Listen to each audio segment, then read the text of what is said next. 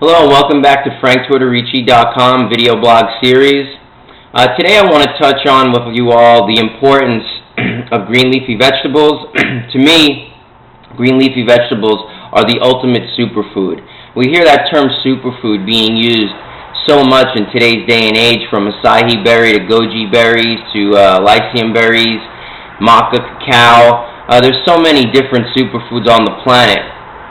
But me personally, I feel like the one superfood that is not getting the commercial recognition as it should are dark green leafy vegetables. Dark green leafy vegetables have been on our plates for centuries. We all understand the importance. If we even watch Popeye, that kind of says it all right there. Dark green leafy vegetables have two major things in common. One, they're both loaded with chlorophyll, and two, they are both loaded with phytonutrients. Now, the chlorophyll and the phytonutrients work very similar in hand in the sense that the phytonutrients are basically the blood plasma to the actual leafy vegetable to create that dark green appearance. It's the actual blood plasma in the plant, as well as the chlorophyll, which is actually the energy absorbed in the plant and then transferred over into creating the dark green leaf, which then creates a lot of cleansing, blood purification, amino acids, minerals, and enzymes.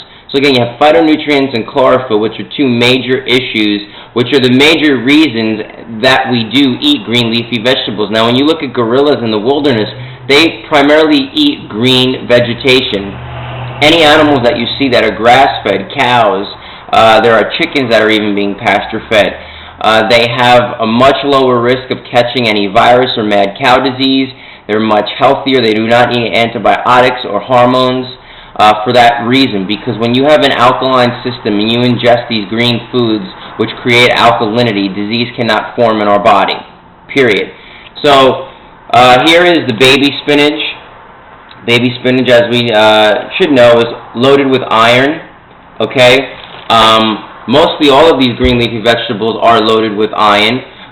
Broccoli, as we know it to be very anti-cancerous due to its high phytonutrient content. I then have here, this is just what you would call Lichinto kale, or you just see it says here, right here, I could show you, organic kale. Okay, this is dinosaur kale, a little bit different texture. Kale, for those that are not used to eating greens, can have somewhat of a bitter taste. I use my kale for my salads and my juices. You can saute them and steam them as well if you want to change the texture with a little bit of garlic and some coconut oil. If you're just doing a light steaming or saute, you can do olive oil at a low heat. Just keep it at like 150 to 200 degrees. Don't exceed that with the olive oil.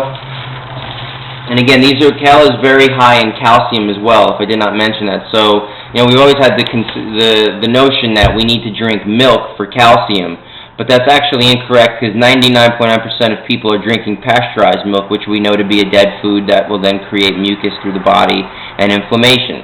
So if you suffer with those, especially for children, I highly recommend parents that cannot get a hold of raw, unpasteurized milk for their children.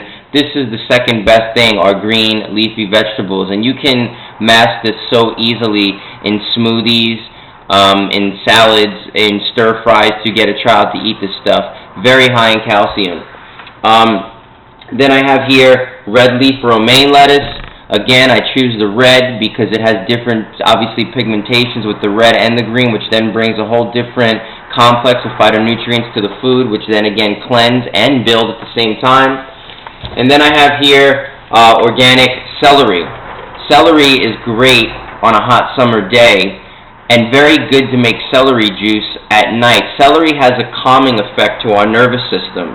So it basically cools down our body. So when we're feeling stressed, or it's very hot in the summertime and we're just overworked and we feel that strain to our nervous system from just heat exhaustion, celery is a very potent food to help cool down the nervous system. Now again, greens, because they're so alkaline, they're very calming to the body. So anytime anyone is searching for some serenity in their life and clarity, and again, especially at night for insomnia, best thing to do is make yourself a green juice. Green salad can be a little tricky late at night because of the roughage, but if you have a juicer, which I strongly recommend everybody investing in, whip up a little green juice and you will feel the calming effect to the body due to the alkalinity and the chlorophyll, which purifies the blood.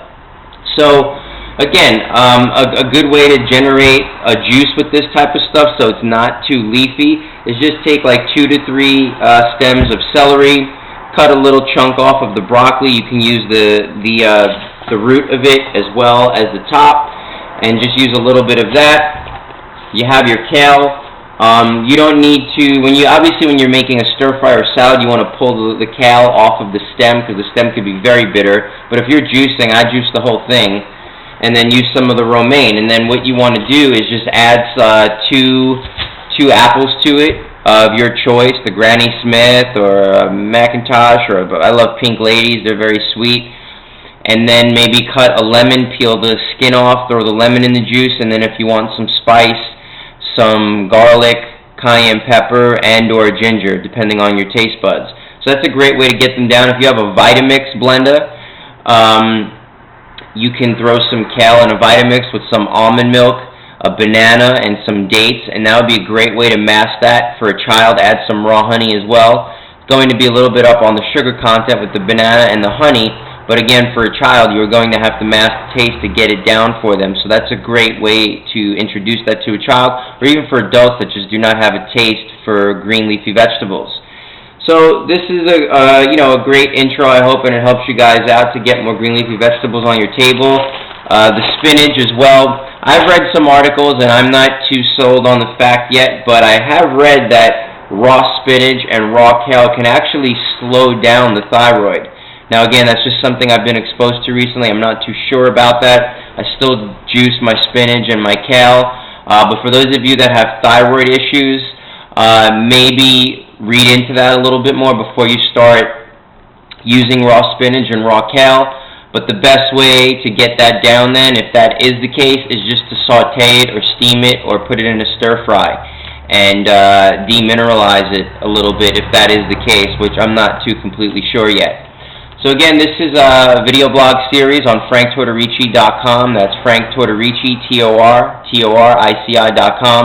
Again, this is all on the importance of green leafy vegetables, phytonutrients, and chlorophyll, cleansing and building at the same time. It's a very potent combo to get, which is very hard to find in a lot of other foods. So I hope this video is useful for you guys. Again, shoot me any comments, emails, contact me if you're looking for some coaching or training. And we'll talk soon. Peace and love, everyone. Stay healthy.